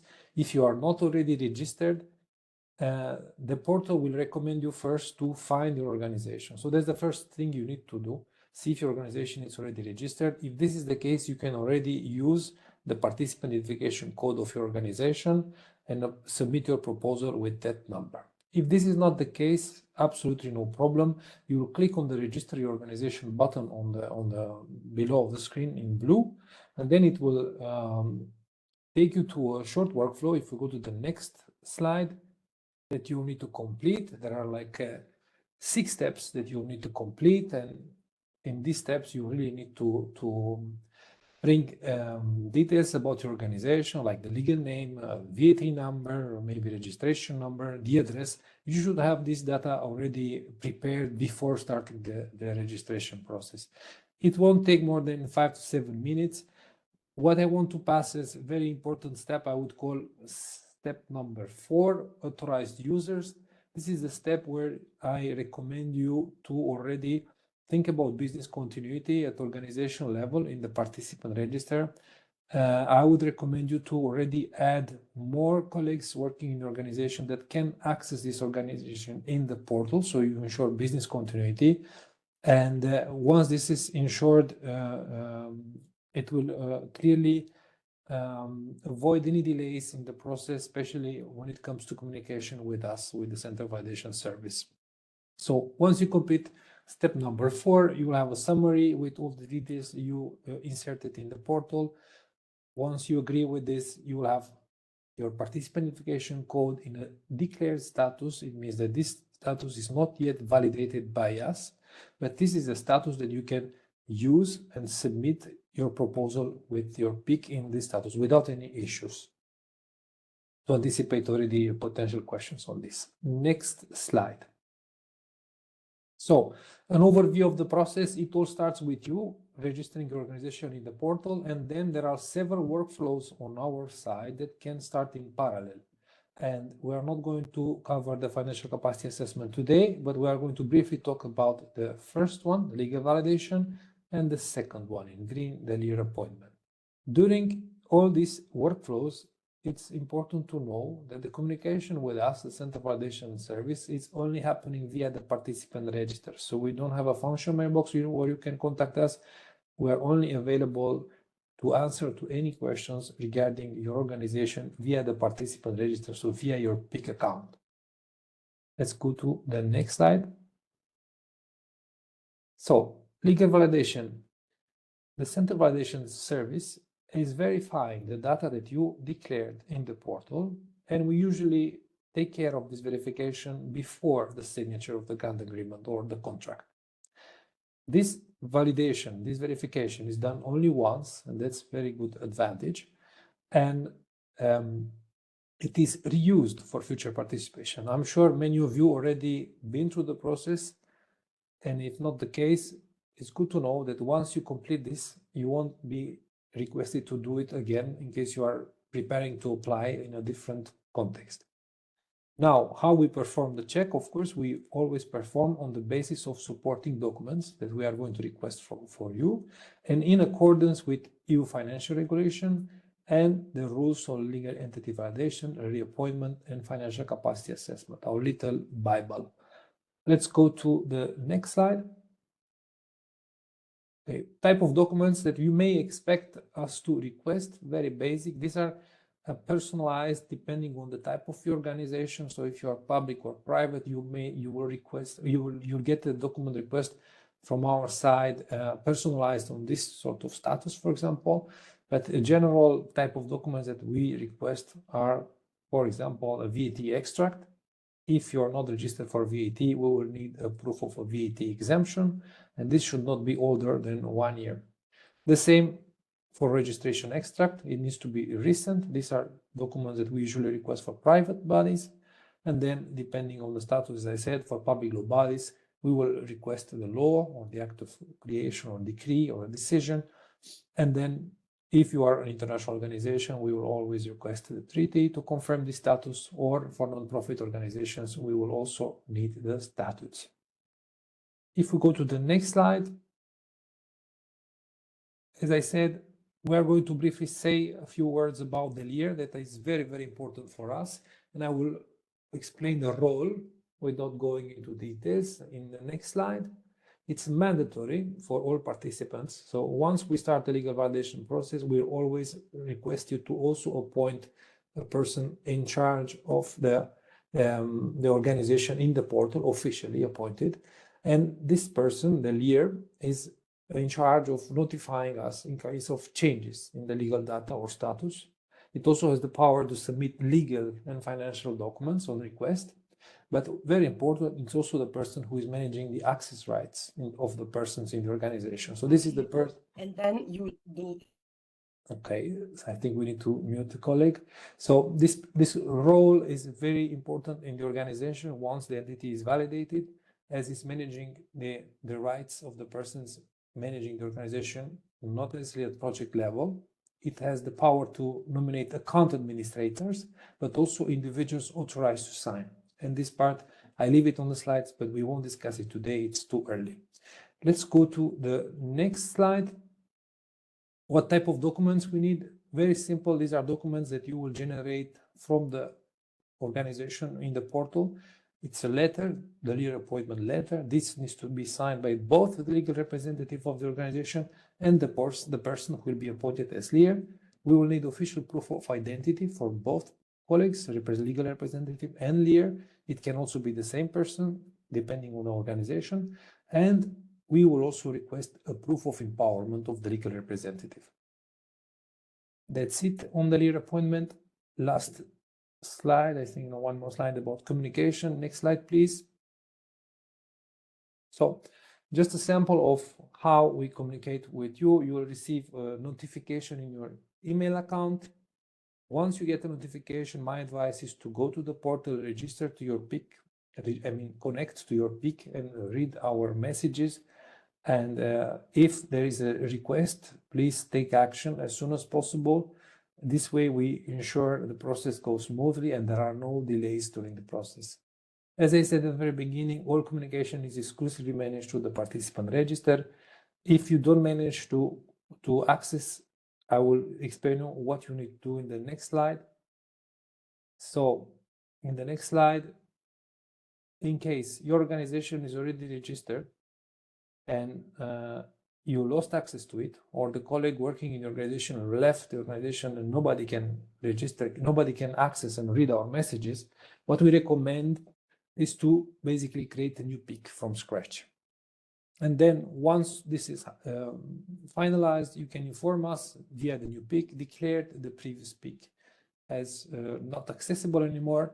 And from that moment on, we will connect, we will link the PICs, we will declare one of them as master, and this PIC will replace the other PIC if it was used in a proposal, and it will appear in the project.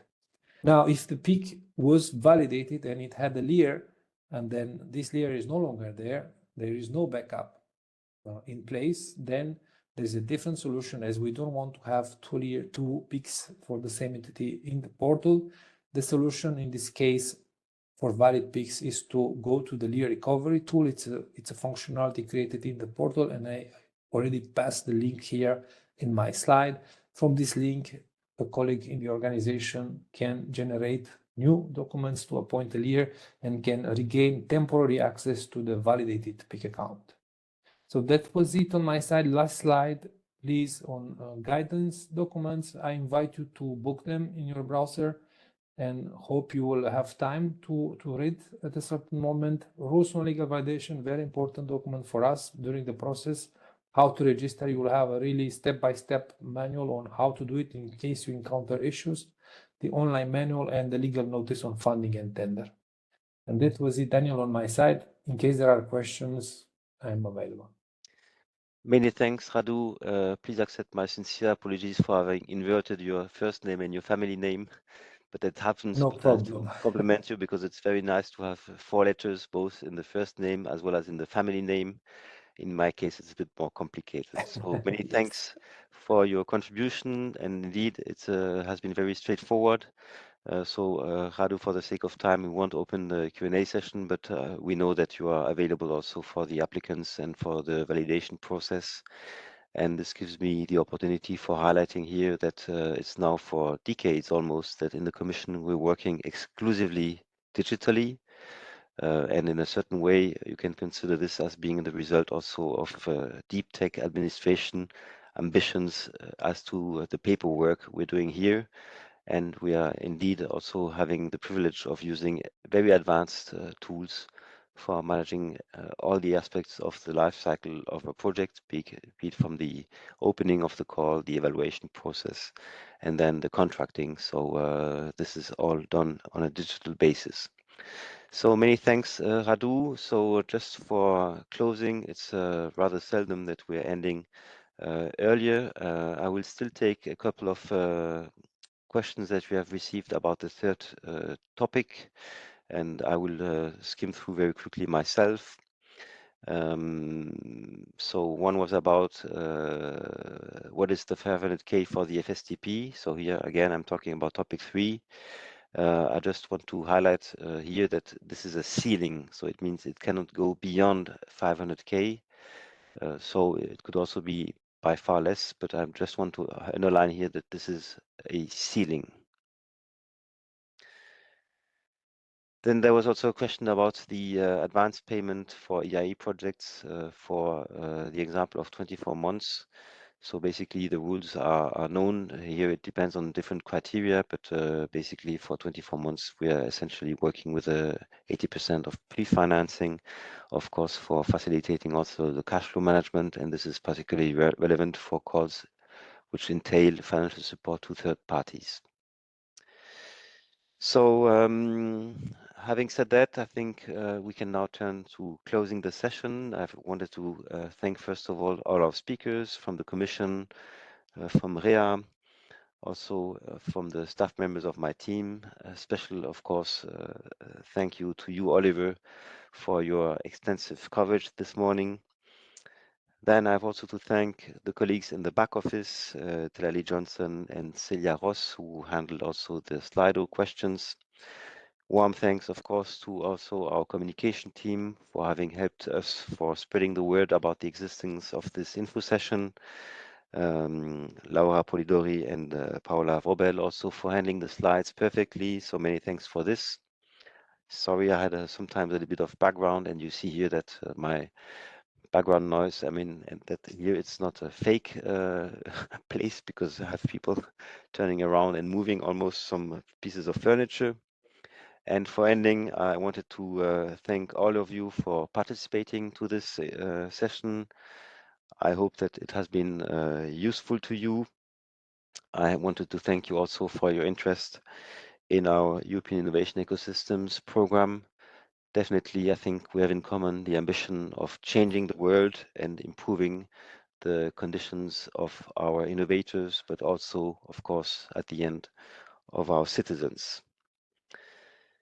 So I invite you now to go back to the kitchen to start to prepare your nice ingredients for preparing your proposals.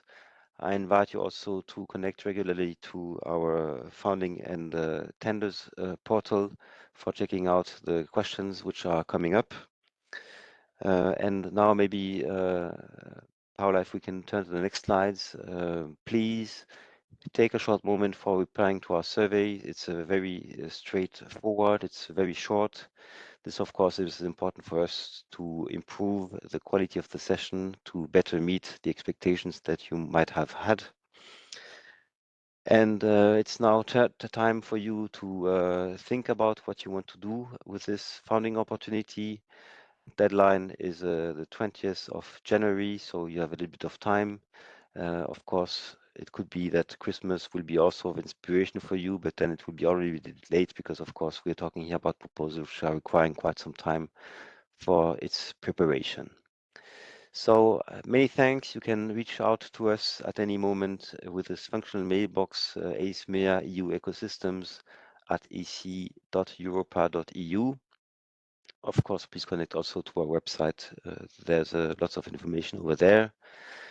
And I hope to see you very soon. And we'll be very keen in reading your proposal. And compared to the last info session, I have again new glasses. So again, for underlining the need for you to make it short and good. So many thanks. Please take this little minute for answering our questionnaire and see you very soon on European Innovation Ecosystems web pages or contacts. All the best. Good luck for your proposal. And let's make it roll, colleagues. Bye-bye.